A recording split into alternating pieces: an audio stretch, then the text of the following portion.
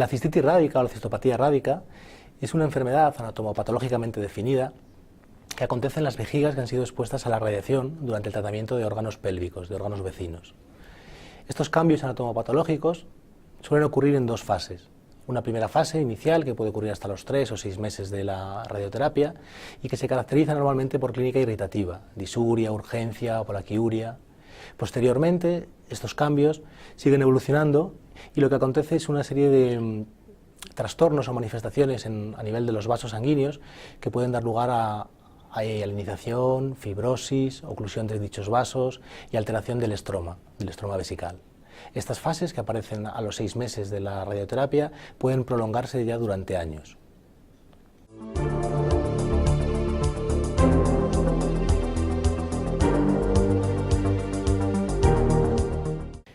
La cistitis rádica afecta a pacientes que son sometidos a tratamientos con radioterapia de estructuras pélvicas, es decir, varones sometidos a radioterapia como tratamiento de sus cánceres de próstata y o recto, y mujeres sometidas a radioterapia como tratamiento de sus tumores o bien de útero o bien de cuello uterino.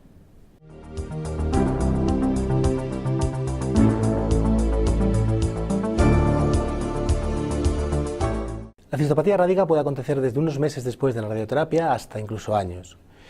La incidencia es muy variable, a veces varía entre el 20 y el 80% según las series a las que se consulta. Según la RTOG, las complicaciones de la radioterapia se manifiestan en precoces y tardías según hayan pasado 120 días. Es por tanto una complicación tardía de la radioterapia. En un primer momento, lo que ocurre, lo que aparece, es una clínica fundamentalmente irritativa. Urgencia, polaquiuria, disuria.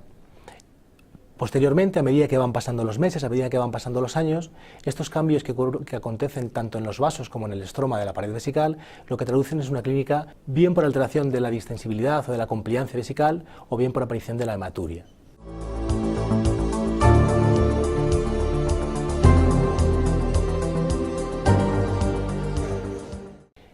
El órgano diana, bien sea el cérvix, el cuello uterino, el recto o la próstata, la dosis total de radioterapia recibida y el fraccionamiento de la dosis, sí que está claro que modifican la toxicidad tanto gastrointestinal como genitourinaria de los tratamientos mediante radioterapia. No existe una seguridad en cuanto a que la terapia conformacional o la radioterapia conformacional puedan influir en la aparición tardía de la cistopatía rádica.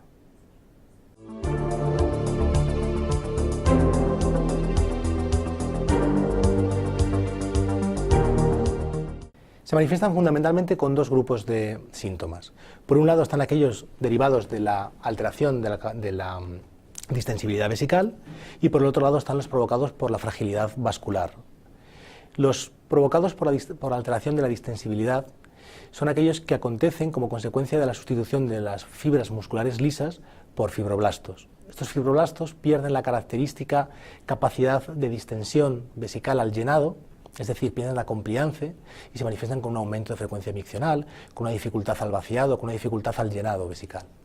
Por otro lado, los cambios anatomopatológicos que se producen alrededor del vaso, la fibrosis, la hialinización de la media, las alteraciones de la adventicia, provocan una fragilidad vascular, producen vasos más débiles, provocan isquemia del tejido a donde van, y esta isquemia provoca a la vez la formación de neovasos que también son más frágiles.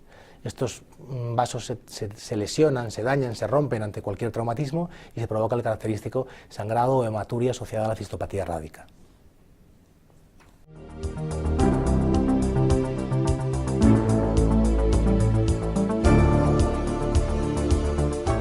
Aunque fundamentalmente la cistopatía rádica podríamos sospechar que es un diagnóstico de sospecha, o la redundancia, realmente es un diagnóstico anatomopatológico. ¿Qué quiere decir? La sospechamos en el contexto del paciente, pacientes sometidos a radioterapia previamente, que empiezan con hematuria, con cuadros de clínica miccional. Hay que descartar siempre dos lesiones o dos entidades. Por un lado la infección, ya que la infección urinaria va a exacerbar la hematuria asociada a la cistopatía rádica. Y por otro lado, las neoformaciones vesicales, los tumores vesicales. ¿Por qué? Porque sabemos que la radioterapia aumenta el riesgo de padecer un tumor vesical, tanto en mujeres sometidas a radioterapia por carcinoma de cérvix, como en varones sometidos a radioterapia por carcinoma de próstata. Y esto es lo primero que hay que descartar. Esta exploración endoscópica nos permite tanto coger una muestra de anatomía patológica, una muestra de tejido que nos confirmará la sospecha del diagnóstico de cistopatía rádica, como descartar la presencia de neoformación vesical.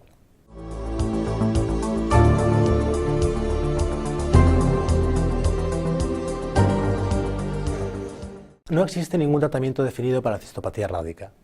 Por un lado pueden tratarse los síntomas de llenado, los síntomas irritativos, con antiinflamatorios, con analgésicos de elevada eliminación urinaria, con anticolinérgicos, pero no existe ninguna evidencia científica de un tratamiento mejor que otro.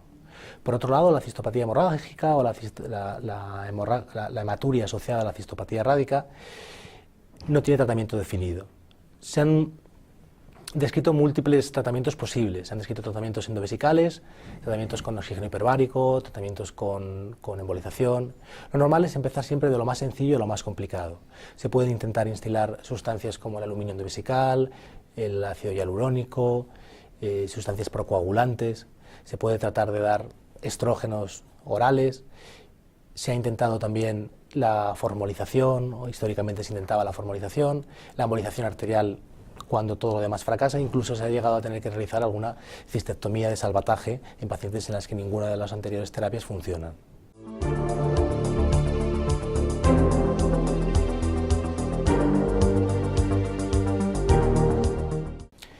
Dos son los tratamientos descritos en la literatura médica. Por un lado está la cámara hiperbárica y por el otro lado las instilaciones con ácido hialurónico. La cámara hiperbárica requiere unas infraestructuras que no todos los hospitales poseen. Aún así, tasas superiores al 80% se han descrito de éxito. Por otro lado, dado que en la superficie luminar de pacientes afectos de cistopatía rádica existe un defecto en la capa de glicosaminoglicanos, se supone que la instilación de ácido hialurónico permite la regeneración de dicho defecto de la capa de glicosaminoglicanos, permitiendo la regeneración tisular.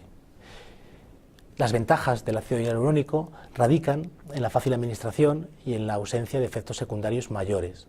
Además, dicha administración nos permite el usar tratamientos posteriores sin que esta tasa de éxito se vea modificada.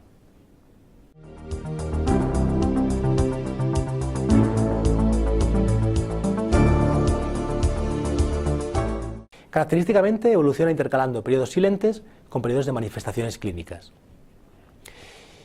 Dado que las manifestaciones clínicas son secundarias a alteraciones histopatológicas, es de suponer que todo tratamiento encaminado a mejorar la regeneración tisular presente mayores tasas de éxito a largo plazo. No obstante, dado que la distensibilidad vesical con alteraciones en los estudios urodinámicos se desarrolla como consecuencia de la pérdida de compliancia y de extensibilidad, esta clínica es aditiva. Por otro lado, la hematuria se manifiesta característicamente en periodos recurrentes. Tanto es así que hasta un 33% de los pacientes van a presentar una recurrencia de la enfermedad, pudiéndose iniciar de nuevo todos los tratamientos anteriores con una tasa de éxito parecida a la obtenida en tratamientos previos.